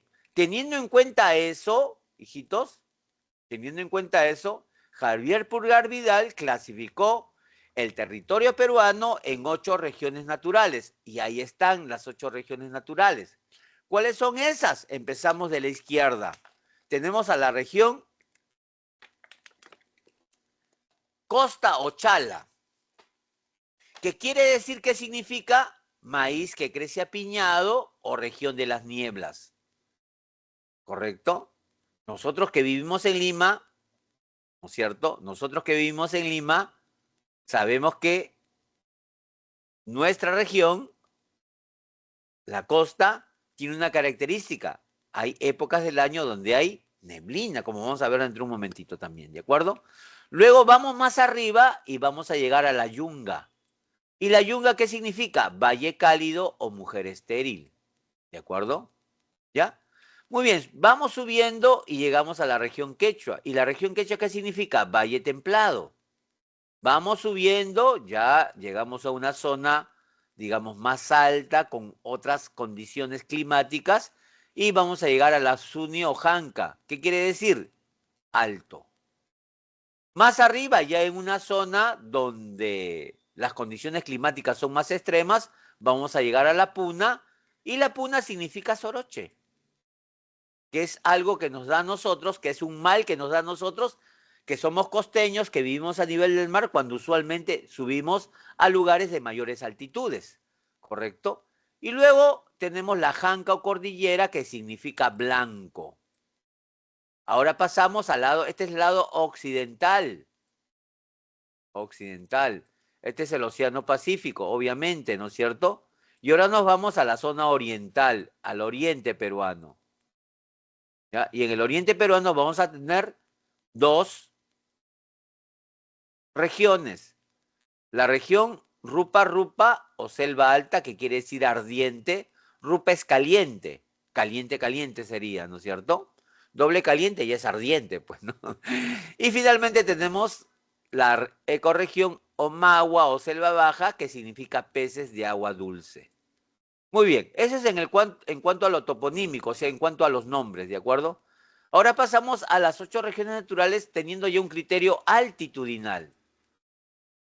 Ya, un criterio altitudinal, ¿de acuerdo? Y aquí tenemos, pues, ¿no es cierto? Tenemos la región Chala, ¿no es cierto? Que hemos hablado hace un momento. El clima es semitropical, ¿no es cierto?, en la costa norte, y subtropical árido en la costa central y sur. Vamos subiendo, miren, la temperatura, la humedad es 98 grados y la temperatura es de promedio 19 grados, ¿no? Como estamos acá, ¿no es cierto? Muy bien. Vamos subiendo y ahora vamos a llegar a la región Yunga, ¿no? Sobre los 500 metros, sobre los 1000 metros, ¿no? Y ahí vamos a tener, miren, la Yunga marítima, o sea, la Yunga que mira al Océano Pacífico, la temperatura va a ser de 20 a 27 grados. ¿Correcto? Va a haber una alta insolación, ¿de acuerdo? La humedad va a ser baja y las precipitaciones son, obviamente las lluvias son en el verano, ¿ya? Para el otro lado, la yunga fluvial, aquí esta es la yunga fluvial, chicos, ¿ya? La yunga fluvial está para el otro lado, ¿no? La temperatura obviamente está en una región, ¿no?, distinta, la temperatura va a cambiar, va a ser entre 15 y 22, la humedad es intermedia y las precipitaciones van a ser también en el verano. Vamos subiendo y vamos a tener el clima templado seco, vamos a tener el clima frío seco, el clima muy frío y el clima glaciar en la región Janca, ¿no? Y para el otro lado vamos a tener un clima cálido húmedo, vamos a tener un clima cálido húmedo y lluvioso, ¿no es cierto?, en la región Omagua, ¿de acuerdo? ¿Ya? Miren, chicos, ahora. Este es un cuadro, tómenle una captura de pantalla, por favor, si pudieran, ¿ya? Este es un cuadro que he encontrado y donde nos explican, aquí están las regiones, ¿no? Las 8, 1, 2, 3, 4, 5, 6, 7, 8, ahí están las 8 regiones, y acá la altitud que le corresponde a cada uno, la toponimia, que es lo que significa, el clima, la flora, la fauna característica, las ciudades que encontramos en cada región y cómo es el relieve. ¿De acuerdo? ¿Ya? Muy bien, muy bien. Ahora tómenle una captura de pantalla, chicos, porque esto lo he conseguido así, ¿no? Buscando y me salió. ¿Ya? Eso no está en los PPTs que manda nuestra organización, la PRE, ¿ya? Muy bien. Ahora sí, vamos a el principio. Vamos ahora sí a hablar de las ecorregiones de una manera bien rápida, ¿no? Las ecorregiones del Perú. Muy bien. Muy bien. Las ecorregiones. Muy bien. ¿Qué cosa es una ecorregión, chicos? Es un planteamiento dado en el año en el año 2004 por Antonio Brac. Antonio Brac en el año 2004 presentó un libro llamado La Ecología del Perú, Ecología del Perú, y ahí planteó una nueva clasificación del territorio peruano según ecorregiones. Y para Antonio Brac, una ecorregión es un área geográfica que se caracteriza por contar con similares condiciones en cuanto a el relieve, en cuanto al suelo, en cuanto al clima, en cuanto a la fauna, en cuanto al agua y en cuanto a la flora. ¿Correcto? Ahora, esta propuesta es importante porque es un estudio científico, es un estudio riguroso. Se detalla con precisión las características de cada uno de estos territorios. Y eso obviamente al tener ese dato, al tener esa información, va a ser importante para poder procesar y plantear estrategias de desarrollo y sostenibilidad de acuerdo de cada región o de cada ecorregión del Perú. ¿De acuerdo, chicos? ¿Ya? Muy bien, muy bien. Ahora, ¿cuáles son los factores? ¿Por qué hay 11 ecorregiones en el territorio peruano? Chicos, eso se debe a una serie de factores. En primer lugar, vamos a tener la cordillera de los Andes, ¿no es cierto? La cordillera de los Andes. Como ya hemos señalado, la cordillera de los Andes, hijitos, la cordillera de los Andes, ¿de acuerdo? Va a generar una serie de pisos altitudinales y cada piso altitudinal va a tener su característica como ya hemos visto, ¿no es cierto? Chala, Yunga, ¿no es cierto? Cada uno tiene su característico en cuanto a flora y a fauna. Otro factor importante, aparte de la cordillera de los Andes, es la selva amazónica. ¿De acuerdo? La selva amazónica, a ver, una pregunta, eso fue creo que en la primera clase. Según su posición latitudinal, su posición del Perú con respecto al Ecuador, ¿qué clima le correspondería al Perú? Chicos. Tropical. Correcto, perfecto, hijito. Muy bien. Le correspondería un clima tropical. Pero el Perú no solo tiene un clima tropical, tiene varios climas, ¿no es cierto? ¿Y a qué se debe que el Perú tenga varios climas? A la presencia de varios factores. ¿Correcto? Pero hay una parte del Perú que tiene un clima tropical y es lo que conocemos con el nombre de selva amazónica. Este representa la latitud tropical del territorio peruano. Porque aquí está el Ecuador, pero el Ecuador es esta línea, chicos. Este es el Ecuador. Y esta es una zona tropical, donde está el Perú es una zona tropical. ¿De acuerdo? Pregunto, ¿hasta dónde es zona tropical? Aquí es 0 grados. Ecuador. ¿Hasta cuántos grados es tropical? 23. Correcto, muy bien. 23 grados, 27 minutos. Hasta ahí, todo esto es una zona tropical. ¿Ya, chicos?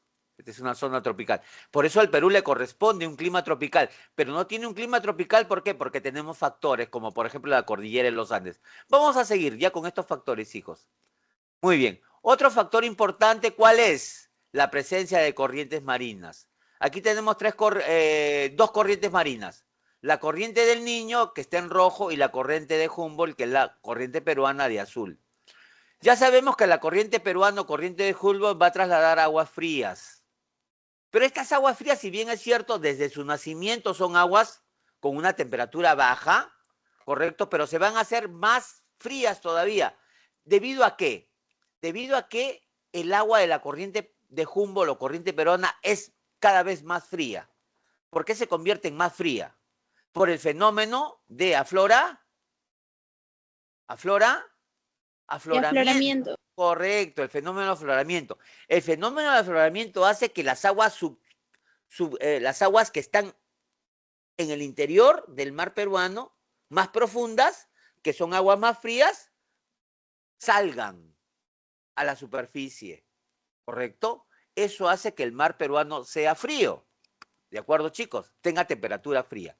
Luego, lo contrario a la corriente de Humboldt es la corriente del Niño, que transporta aguas cálidas, que es esta corriente que está aquí. Y esta corriente va a influenciar en dos departamentos, en Tumbes y en Piura. Ya, chicos, en Tumbes y en Piura. ¿Correcto? Ahora, el agua es más caliente, pues. ¿De acuerdo? Porque está en una zona tropical. Aquí está el Ecuador y aquí pues hay mucho más calor. Por eso el agua es un termorregulador. Capta el calor, absorbe el calor, ¿ya? Por eso transporta aguas calientes y como vuelvo a repetir, van a influenciar en el clima de Tumbes y Piura. ¿De acuerdo, chicos? Muy bien. Y luego tenemos los vientos alisios. En el colegio o en otra academia, ustedes estudiaron qué cosas son o les explicaron qué cosas son los vientos alisios. Miren, chicos, más o menos les voy a explicar a grandes rasgos. ¿Ya, hijitos? Aquí tenemos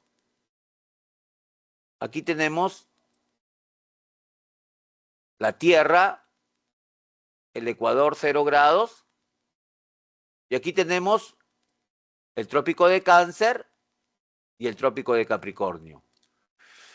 Muy bien, aquí está el Ecuador 0 grados y esta es una zona tropical. Y en esta zona tropical, chicos, aquí va a haber bastante calor. ¿De acuerdo? Aquí va a haber bastante calor. Y sobre la superficie de la Tierra hay aire. Y ese aire entonces se va a calentar. Se va a calentar. Y ustedes saben cuando un aire se calienta, se dilata y pierde peso. Y se eleva. El aire caliente es menos pesado, es menos denso. Por eso se eleva, ¿de acuerdo? Entonces, el aire que está aquí, chicos, en esta zona se va a calentar, ¿de acuerdo? Se va a calentar y se va a elevar, ¿de acuerdo? Al elevarse, no puede quedar un espacio, pues. Ese espacio tiene que ser cubierto por otro aire. ¿Y cuál es el aire frío más cercano? El aire frío más cercano es el aire que está, ¿en dónde? En los trópicos, en esta línea rosada. Entonces, el aire se eleva y ese espacio es cubierto por el aire que viene de los trópicos. Ese aire que viene de los trópicos tiene un nombre, se llama vientos alisios. Soplan de los trópicos al Ecuador. ¿De acuerdo? De los trópicos al Ecuador. Y aquí también, del Trópico de Cáncer hacia el Ecuador. Estas líneas celestes que estoy haciendo, estas flechas celestes, son los vientos alisios. ¿Ya, chicos? Esos son los vientos alisios. Que van al Ecuador y vienen desde los trópicos. Muy bien. Entonces, estos son los vientos alisios que estoy hablando.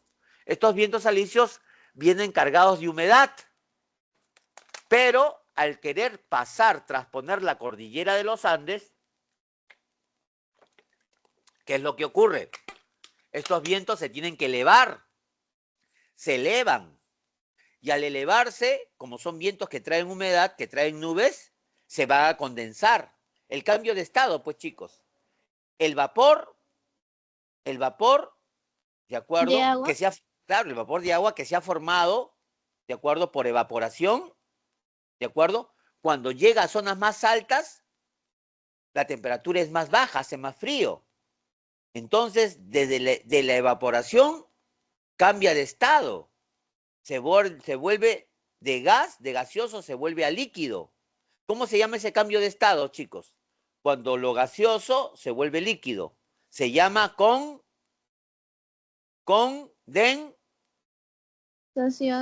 condensación, correcto. La condensación. Entonces, esa nube que tiene agua en forma de vapor, en forma de gas, llega a zonas más frías y el vapor se condensa. Las gotitas que están suspendidas flotando se van uniendo unas con otras, se unen hasta que forman una gota más grande que no puede quedar suspendida porque pesa más que el aire y por lo tanto va a caer, se va a precipitar. ¿De acuerdo? De ahí viene, de ahí es así como se producen las lluvias. Entonces, estos vientos alisios van a descargar sus aguas en toda esta zona. En toda esta zona van a descargar sus aguas. Y por eso, en esta zona hay bastante vegetación, porque una de las condiciones para que crezca vegetación es la presencia de agua. ¿Ya, chicos? Muy bien, no se vayan a olvidar de eso. Entonces, vamos a continuar ahora sí. Vamos a hablar de la primera corriente, ¿no? La corriente del Mar Frío, ¿no? El Mar Frío de la corriente peruana, mejor dicho, ¿no? Miren, se extiende desde Tacna, o sea, desde Tacna aquí, desde Tacna hasta Piura, hasta Pariñas, en Piura. O sea, toda esta zona que estoy marcando aquí. ¿De acuerdo? O sea, todo esto es el Mar Frío de la corriente peruana. ¿Correcto? Es aguas frías, ya saben ustedes, ¿no? Porque son aguas frías, ¿no? Porque vienen de la zona de cercanas a la Antártida 1, pero también se hacen más frías por el fenómeno de la flora, del afloramiento, ¿de acuerdo? Las aguas son frías, miren la temperatura entre mayo y octubre, la temperatura es de 13 a 14 grados, y sube un poco en los meses de verano, de noviembre a abril, entre 15 y 17 grados, ¿de acuerdo? Muy bien. Ahí, como ya hemos señalado, se va a producir el fenómeno del afloramiento. Y el fenómeno del afloramiento es importante, ¿por qué? Porque el agua que está en la parte inferior va a ascender, va a subir, pero cuando sube va a arrastrar nutrientes, va a arrastrar fertilizantes a la superficie del mar. Y en la superficie del mar, ¿qué vamos a encontrar? El fitoplancton. El fitoplancton son unas plantas, unas algas microscópicas que se van a fertilizar se van a fertilizar por los nutrientes que ascienden producto del fenómeno del afloramiento, ¿de acuerdo? Por eso el color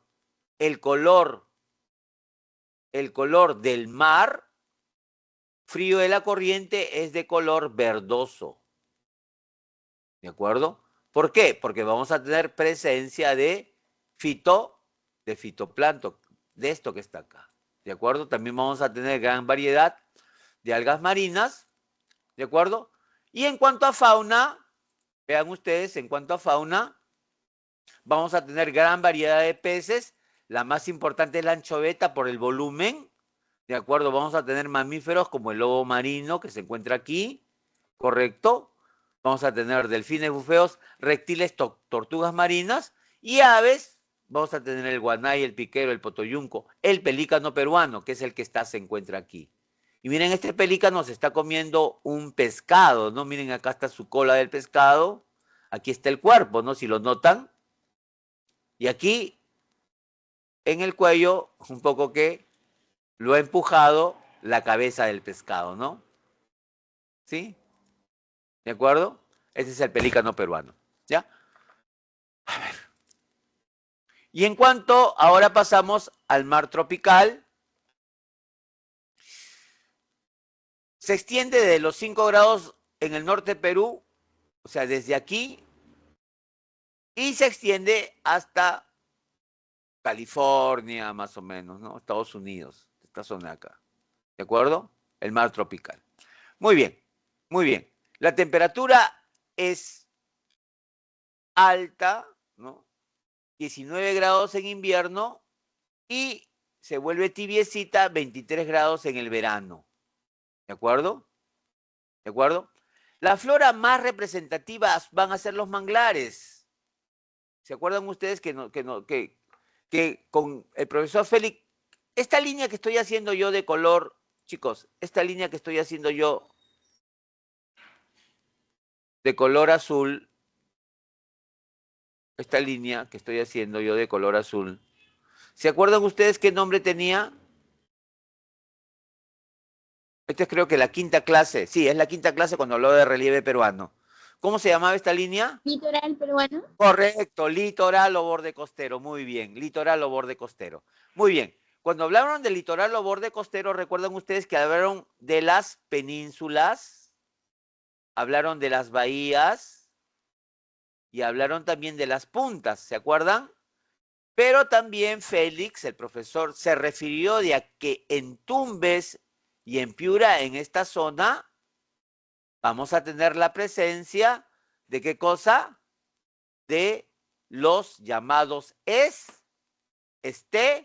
esteros.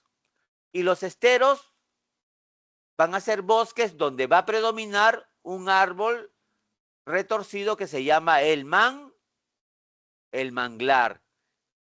Y se van a formar los bosques de manglar. Y aquí está, este es un bosque de manglar, miren ustedes. No sé si notan en su computadora ahí, miren ustedes, aquí estas son las raíces. Estas son las raíces de los manglares. ¿De acuerdo? Es un ecosistema, ¿de acuerdo? ¿No? Que crece en la desembocadura de los ríos, ¿de acuerdo? Donde se mezcla el agua dulce con el agua salada. ¿De acuerdo, chicos? Ya. Entonces, los manglares los vamos a encontrar en los esteros. ¿Ya, chicos? La fauna es variada también, chicos. No vamos a tener pez espada, ¿no? Como el pez que está aquí. ¿No es cierto? Este es el pez espada. ¿De acuerdo? El pez espada. Luego también hay otro pez parecido al pez espada, chicos, que se llama merlín. Y el merlín tiene una aleta dorsal más larga. La aleta dorsal del delfín es más larga. Es como lo que estamos haciendo, ¿no? En su lomo crece una aleta. El delfín tiene esa aleta dorsal. Pero es parecido, ¿no es cierto?, al pez espada. Luego tenemos a la tortuga carey. Y también tenemos a las ballenas. Las ballenas vienen de Norteamérica, chicos, y vienen a las costas de Ecuador, la costa de Perú, inclusive también llegan hasta Chile, ¿no? ¿Y por qué viajan a estos lugares desde tan lejos? Es que vienen acá a aparearse. Aquí se embarazan, digamos, las ballenas, porque ustedes saben que las ballenas son mamíferos. Aquí en Sudamérica se embarazan en Colombia, en Ecuador, en Perú, y luego retornan al norte. Ya, esta imagen que ustedes están viendo es una imagen de Tumbes, ¿de acuerdo? Ahí están las ballenas jorobadas. Y también vamos a tener la presencia de crustáceos, langostas, cangrejos, langostinos, conchas negras, almejas, caracol. ¿Y esto de dónde se va a extraer? Miren ustedes, estos son raíces. ¿Las raíces de qué árbol que habíamos estado hablando hace un momento? Miren ustedes. ¿Manglar? De los manglares, muy bien. En las raíces de los manglares crecen justamente las conchas negras, las almejas, ¿de acuerdo? Los cangrejos, de ahí se van a capturar, ¿de acuerdo? Ya, en los manglares. ¿Ya, hijitos? Muy bien. Ahora pasamos al desierto del Pacífico. Miren ustedes, toda esta zona roja que vemos acá es el desierto del Pacífico. Ahora, ¿a qué se debe que esta parte del territorio peruano sea desértica? Esto se debe principalmente, recuerdan ustedes, ¿no es cierto? Se debe principalmente a lo siguiente. Esta parte, chicos, esta parte que estoy yo poniéndole color medio rosa, anaranjado. ¿Qué tipo de agua son? ¿Qué tipo de agua son? ¿Qué temperatura tienen? Es la corriente peruana, pues. Corriente, agua fría, perfecto. Pregunto yo, ¿el agua fría se evapora con facilidad o no se evapora con facilidad? No. Correcto, no, muy bien. No se va a evaporar mucho, pues. Se va a evaporar poco, ¿de acuerdo? Por eso no hay formación de nubes que van a generar lluvias. Lo que sí se va a formar son neblina. Esta es neblina. Esta es neblina. Y esta es niebla. Esta es niebla. Pregunto yo, chicos, ahí tienen las dos imágenes. La imagen, viendo el monitor, viendo su celular, la imagen de la izquierda es niebla. La imagen de la derecha es neblina. Pregunto yo, ¿cuál es más espesa? ¿Cuál es la que permite menos visibilidad? ¿La niebla o la neblina? Chicos, viendo la imagen. ¿La neblina? La neblina es más densa, no permite ver. Uno en un lugar donde hay neblina densa, uno solamente puede ver máximo 5 metros nada más, porque es densa. Pero en la niebla uno puede ver 20, 25, 30 metros. ¿De acuerdo? Esa es la diferencia entre niebla y neblina. Son también conocidas como nubes bajas. ¿De acuerdo, chicos? ¿Y eso a qué se debe? A que el mar peruano es un mar frío, que se evapora poco y que no va a generar la presencia de nubes que forman lluvias. ¿Ya, chicos? Muy bien. El relieve, chicos, el relieve es llano en algunos lugares con ligeras ondulaciones. Aquí lo vemos, pues, chicos, ¿no? Con ligeras ondulaciones. Miren ustedes, relieve llano con ligeras ondulaciones, ¿no es cierto? Aquí está el mar y este es el desierto. Pero en la costa central y la costa sur, un poco que la cosa cambia. ¿Por qué? Porque vamos a encontrar zonas escarpadas y con mucha pendiente. Como por ejemplo aquí. ¿Esto cómo se llama, chicos? Esto que estoy pasando de rosadito, ¿cómo se llama toda esta formación? ¿Cómo se le dice? Miren que ahí abajo está el mar. Que vendría a ser también lo mismo de acá. Que estoy pasando, que vendría a ser lo mismo. ¿Cómo se llama?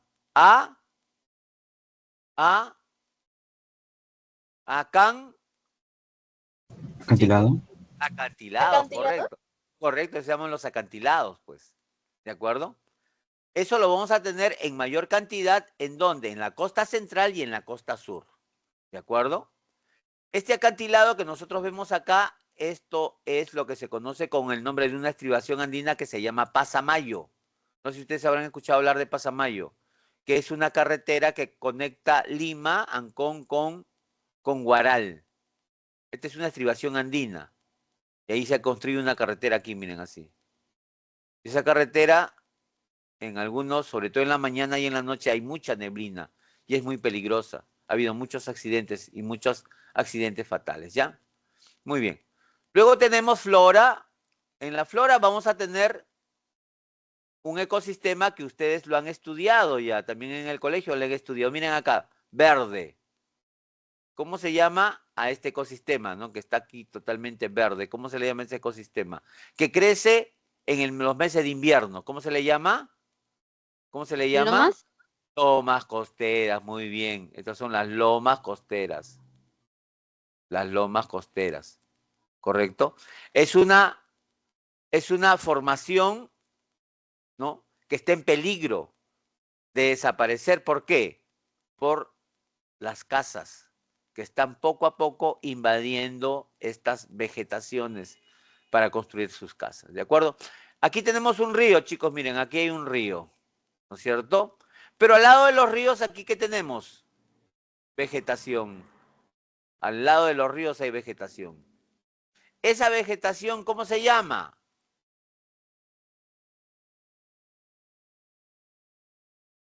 Bosque de galería.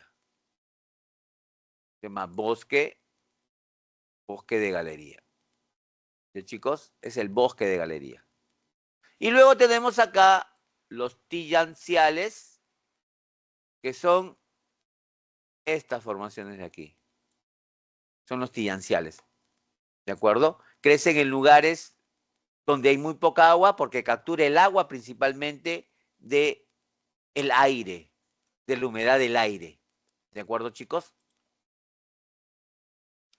Muy bien. Y en cuanto a fauna, también tenemos una fauna bastante variada, chicos. Tenemos ahí el cernícalo, que es una especie de halconcito. El cernícalo americano, que es este que está acá. Y luego tenemos el ratón orejón, ¿no? El ratón orejón, ¿dónde está acá? No está, ¿no?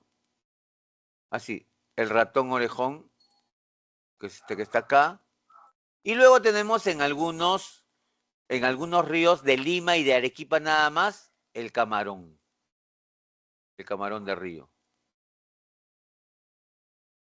Esas son algunas especies que habitan en esta ecorregión, ¿ya, chicos? Muy bien, pasamos al bosque seco ecuatorial. Y el bosque seco ecuatorial, miren ustedes, es una faja costera que lo vamos a encontrar en Tumbes, en Piura, en Lambayeque y en parte de La Libertad. Pero también la vamos a encontrar en la selva alta.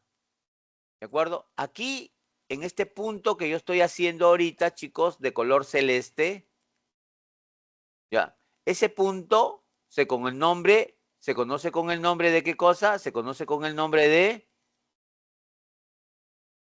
Paso de Porcuya. ¿Recuerdan ustedes en la clase con Félix, la quinta semana, qué cosa era un paso o abra? Chicos, ¿qué cosa era un paso o abra? ¿Se acuerdan? Un paso o abra, ¿qué cosa es? Es la parte más baja de la cordillera de los Andes. ¿Correcto? ¿Y ahí qué se construyen? Carreteras. Ya, no se olviden, se construyen carreteras. ¿Ya? Muy bien. Listo. El clima es tropical, cálido, seco y con lluvias en el verano. ¿Ya? Ahora vamos a pasar a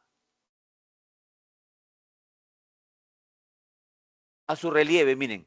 Su relieve, como estamos viendo acá, es montañoso en el sur. Vamos a tener la presencia de los cerros de Amotape, ¿no? que estamos viendo aquí, los cerros de Amotape, ¿de acuerdo? Estos también son los cerros de Amotape. Pero también vamos a tener, ¿no es cierto? Vamos a tener un territorio llano, desértico, en lo que nosotros conocemos con el nombre de desierto de Sechura, ¿de acuerdo? En cuanto a flora, va a haber bosques, pero no son, digamos, los bosques que nosotros conocemos de la selva, bosques con muchos árboles, no. Va a haber árboles, pero árboles dispersos, ¿de acuerdo? ¿Cuáles son las principales especies de árboles? En primer lugar, vamos a tener aquí el algarrobo, ¿no? Estos de aquí, estos son los algarrobos, ¿correcto? Este árbol que vemos aquí, ¿de acuerdo? Es el ceibo. Y el guayacán es este árbol con hojas amarillas. Es el guayacán. Y este de acá, como les dije hace un momento, son los algarrobos. ¿De acuerdo? Esa es la vegetación predominante en esta ecorregión, chicos, ¿ya? En cuanto a la fauna, vamos a tener también algunas especies importantes. Tenemos a la pavali blanca, tenemos muchas especies de origen amazónica, esta es la pavali blanca, tenemos el zorrito de Sechura y la iguana, ¿de acuerdo? Que son especies que vamos a encontrar en esta ecorregión. Luego pasamos al bosque tropical del Pacífico, que es una ecorregión pequeñita nomás que se encuentra en el departamento de Tumbes, en una zona denominada El Caucho. Y es una zona que hace referencia a su nombre, bosque tropical, chicos, bosque tropical. ¿De acuerdo? Aquí vemos una imagen, ¿no?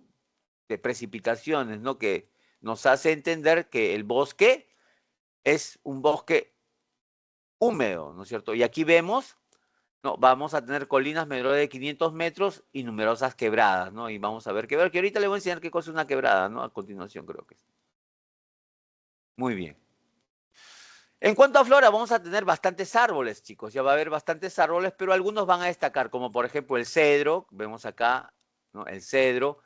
No, estos árboles que están aquí en la parte inferior, chicos, estos árboles se llaman el palo balsa, que es una madera que pesa muy poco, pero acá quiero yo hablarle, miren ustedes, si usted ve en la imagen, acá vemos algunas plantas que están colgando como especie de barbas, ¿no es cierto?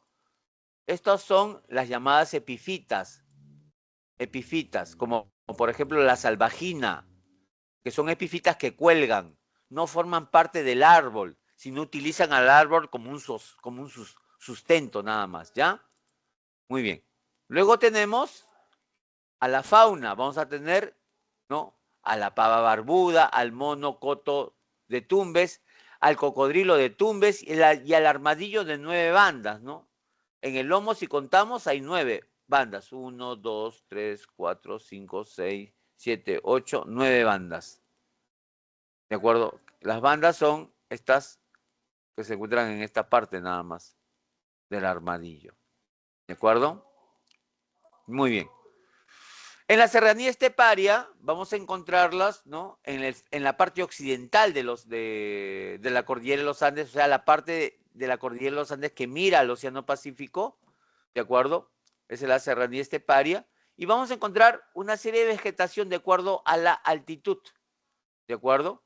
En cuanto al relieve, vamos a tener los valles estrechos. Miren, chicos, esta imagen de la izquierda, ¿no? De la izquierda. Eso es lo que conocemos con el nombre de valle. Valle. Pero este valle es un valle en V. Porque recuerdan ustedes cuando hablaron con Félix de los valles, cuando hablaron del relieve del Perú, los valles eran de dos tipos, ¿no? Valles en V y valles en B. El valle que estamos viendo ahí es un valle en V. ¿Y qué cosa es una quebrada? Miren ustedes, una quebrada. Una quebrada es lo que estamos observando aquí. Esta zona se le conoce con el nombre de quebrada. ¿De acuerdo? Se le conoce con el nombre de quebrada. Esto es una quebrada. ¿Correcto? Cuando hay precipitaciones, cuando hay lluvias, el agua, ¿de acuerdo? El agua va a arrastrar consigo material por esta parte de acá. Y el material va a terminar tapando, ¿no? Si hay algunas casas, algunas construcciones de infraestructura, ¿no? Los huaicos, como saben ustedes, se producen en las llamadas quebradas. ¿Ya, chicos? En cuanto a flora, vamos a tener 3 tipos de flora según altitud, ¿de acuerdo? En las partes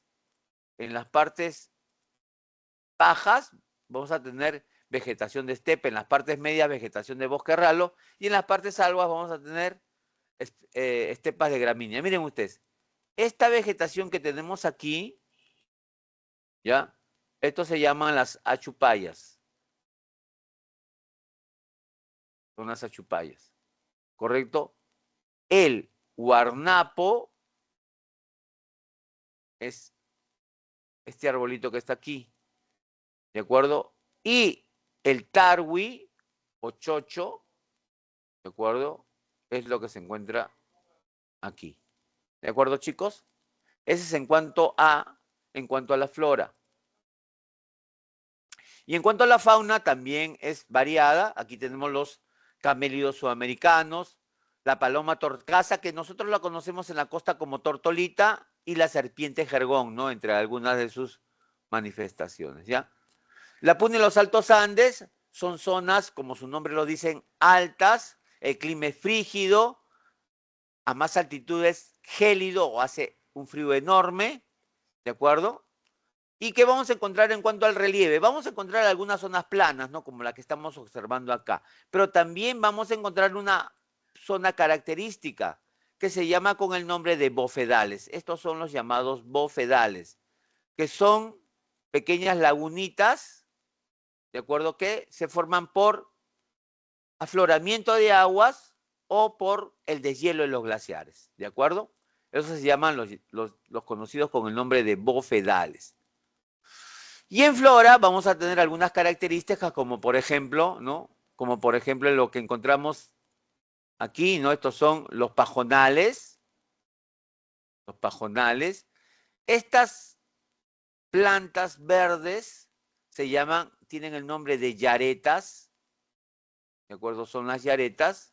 Y estas formaciones se conoce con el nombre de Puya Raimonde, que es la inflorescencia más alta del mundo, más grande del mundo, ¿ya?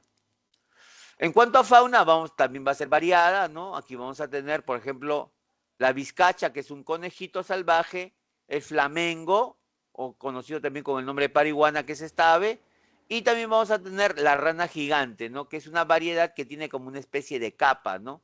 Y que está en peligro de extinción. ¿Ya, chicos? Muy bien. Luego tenemos el páramo, que es una región que se encuentra entre Piura y Cajamarca. Es una región bastante oscura, ¿no? Bastante lúgubre. Es la región donde que seguramente ustedes habrán escuchado hablar de los chamanes, esa región son originarios los chamanes, ¿de acuerdo? Va a haber lagunas, ¿de acuerdo? ¿No? Y también va a haber una especie de flora característica, ¿no? Vamos a ir los frailejones, que son estas plantas que se encuentran en la parte izquierda de ustedes. Tenemos las orquídeas, estas son una flor muy hermosa. Y luego tenemos los musgos y helechos y líquenes, que son vegetación que crece al lado del suelo, ¿de acuerdo? En cuanto a fauna, también es variada. Vamos a tener la perdiz, que es este ave que está a la izquierda. En la parte superior derecha está el oso de anteojos. Y en la parte inferior está el sapo negro. Perdón, está la rana jambato, ¿no? Que es de color negro también. La selva alta, ¿no? Ahí está su mapa. El relieve tiene 3 relieves, ¿no? Bosque de lluvia, bosque neblino, bosque enano, ¿correcto? Y se llama así de acuerdo al tamaño de cada uno de los árboles. La flora también es rica. Ahí tenemos, ¿no? En la parte superior derecha el cacao. Tenemos en la parte de la derecha inferior tenemos a la bromelia. Y como árbol característico vamos a tener al higuero, que está a la izquierda, ¿ya? En fauna tenemos nosotros, ¿no? La sachavaca, ¿no? Que es este animal que está al lado izquierdo. Tenemos el bagre y tenemos los picaflores, ¿no? Que son característicos en esta zona, ¿no? La selva baja, vean ustedes esta imagen, es una llanura, muchas partes por la excesiva lluvia va a permanecer inundada. Y en flora vamos a tener la Victoria Regia, ¿no? Que es lo que está a la izquierda. Ahí inclusive una persona se puede parar y no se puede hundir. Vamos a tener a la caoba, que es un árbol que está en veda, y vean ustedes aquí el caucho, la parte blanca es el caucho, ¿no? Que se va extrayendo poco a poco. ¿De acuerdo? En fauna es rica y variada, vamos a tener a los papagayos, miren qué hermoso color, tenemos a los perezosos gigantes, y en el río Amazonas vamos a tener al delfín rosado. La sabana de palmeras, como su nombre lo dice, está formado plenamente por palmeras, tiene un territorio, una época de lluvias y una época seca, ¿no? Ahí vamos a tener la palmera, pero lo que aquí va a resaltar bastante también son las hierbas, ¿no? Porque en la sabana va a haber siempre hierbas, ¿no? En cuanto a flora, el más característico es la palmera y hay un tipo de palmera que se llama aguaje, que da una fruta que sirve para hacer refresco. Perdón. Entonces, ya vamos terminando. Ahí está la fauna, ¿no? El tucán gigante, la nutria y el lobo de crin, chicos, ¿ya? Muy bien. Aquí están, chicos, las claves de la semana para que ustedes la puedan copiar. Chicos, muchas gracias. Espero que haya servido de algo. Gracias, estudien bastante, chicos, por favor. No se olviden ustedes también de utilizar los diferentes, ¿no? Oportunidades que da la PRE, como las consultorías y también las maratones, ¿no? De todos los sábados. Muy bien.